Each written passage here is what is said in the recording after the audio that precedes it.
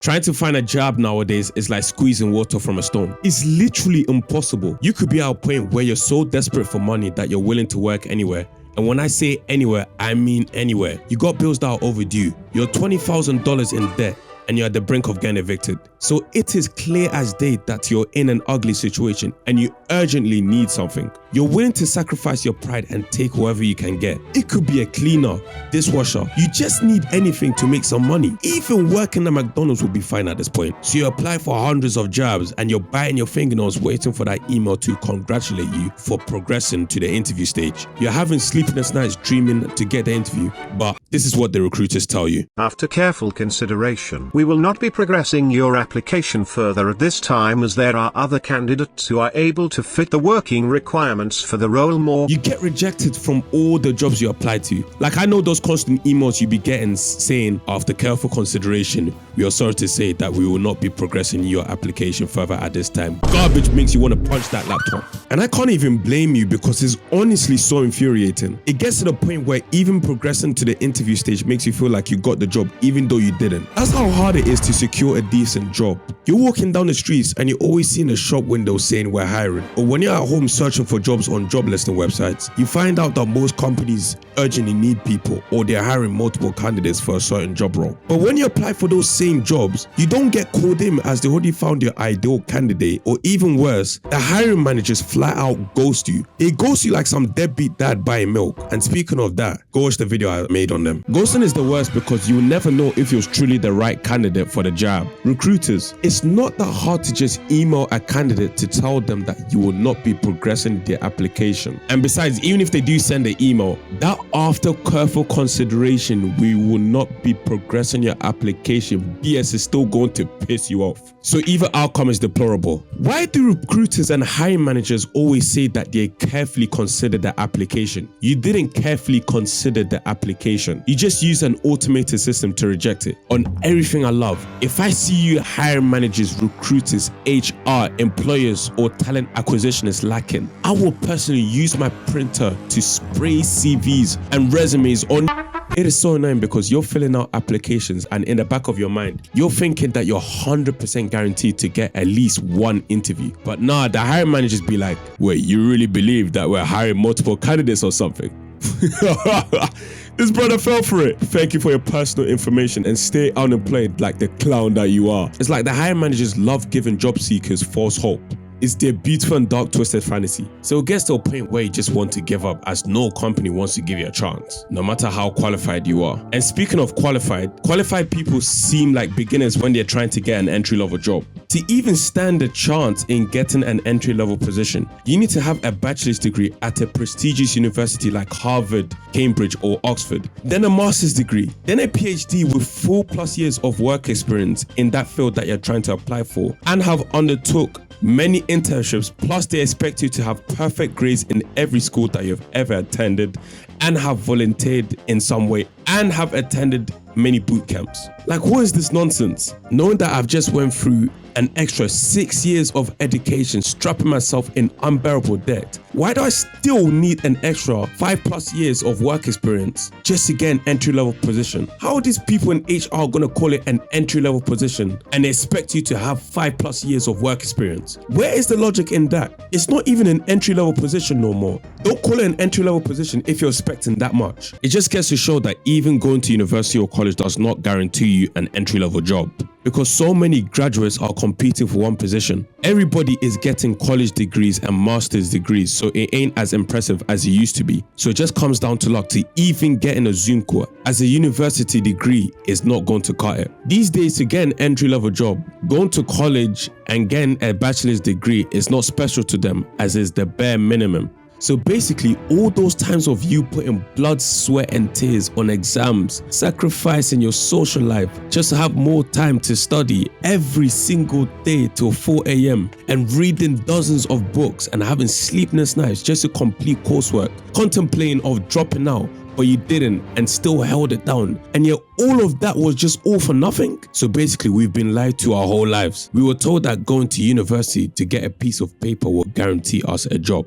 But in reality, that was not the case. The messed up thing about it is that so many qualified college graduates end up having to work minimum wage retail jobs just to make ends meet because they were unlucky into getting the job that they wanted. Nowadays, the degree is not valuable to employers. I like to call this degree inflation. These days, going to university and getting the degree does not make you special in employers' eyes, even if they say otherwise, as everybody has got one. It's not even rare. University is only useful for people who want to pursue law, engineering, finance, medicine, education, science, mathematics, and computer science. I know a lot of people are doing something in a field that's completely unrelated to their degree. At this point, the only appeal in going to university is just to be in a new environment, be independent, network with people, make friends, and have fun. It's not called a uni life for no reason. I also want to let you know that just because you got a job doesn't mean you have a good job. Minimum wage doesn't solve the grand problem. Let's be completely honest. No one asks to work minimum wage. These are the only scenarios where people have to work minimum wage. Some might be desperate and need money ASAP. Some just want a part-time job just to earn some money on the side.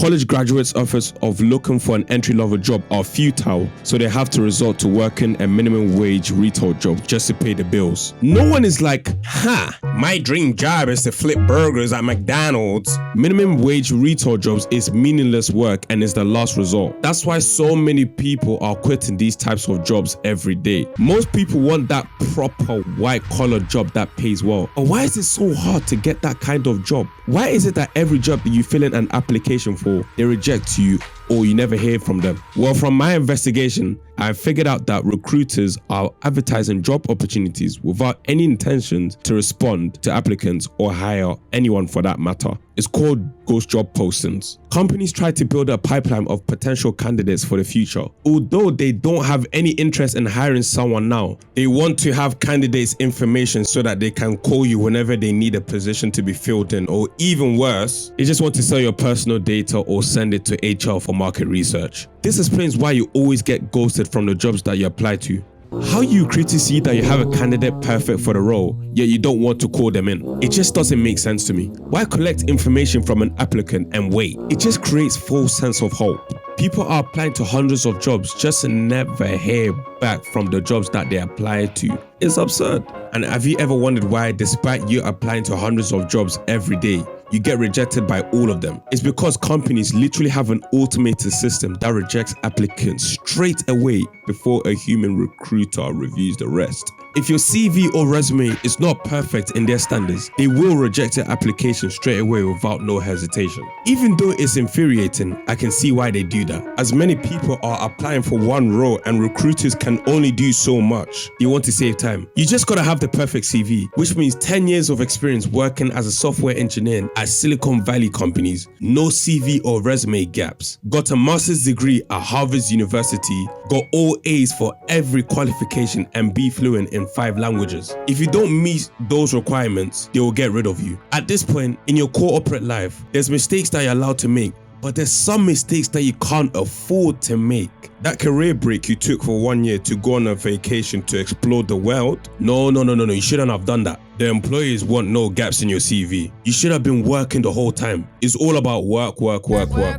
Sometimes before a company advertises a job opening, they might already have a pre-selected candidate already for the role. Even if you have the perfect CV with the perfect skills, experience, and qualifications required for the job, if you don't know anyone that works in that company that you're applying for, then all the things that you got on your belt is not impressive to them, so it's ultimately useless. The only guaranteed chance of you landing a decent job is getting referred by someone that already works for that company. So the problem is that only referrers get the good jobs despite their experience and qualities. The perfect candidate that applied for the job traditionally gets mugged by the one who got referred.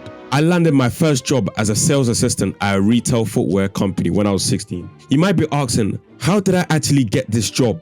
Well, that's a very good question.